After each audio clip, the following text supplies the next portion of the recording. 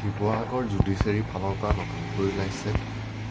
5টা পিয়নৰ কাৰণে পোষ্ট আৰু এই পোষ্টকেইটা আপোনালোকৰ অনলাইন আবেদন কৰা লাষ্ট ডেট হৈছে 25 ফেব্ৰুৱাৰী 2025লৈকে আপোনালোকে আবেদন কৰিব পাৰিব আৰু পদকেইটা ওলাইছে আপোনালোকৰ চিফ জুডিচিয়েল মেজিষ্ট্ৰেটৰ ফালৰ পৰা ওলাইছে শিৱসাগৰ জিলাৰ আৰু টোটেল পদ হৈছে আপোনালোকৰ 5টা পদ ওলাইছে পিয়নৰ কাৰণে আৰু এই পদকেইটা লাষ্ট ডেট হৈছে 25 ফেব্ৰুৱাৰী 2025লৈকে আপোনালোকে আবেদন কৰিব পাৰিব টোটেল পদ হৈছে আপোনালোকৰ 5টা পদ আৰু ইয়াৰে আপোনালোকৰ পদকেইটা হৈ দিছে নিৰ্মাণৰ কাৰণে আছে 4টা পদ আৰু STHৰ কাৰণে আছে এটা আৰু মন্থলি আপোনালোকৰ দৰমহাটো থাকিব এই পদকেইটাৰ 12,000 টকা পৰ্যন্ত আৰু শিক্ষাগত অৰ্হতাটো এই পদকেইটাৰ কাৰণে আপোনালোকৰ ধৰি দিছে আপোনালোকে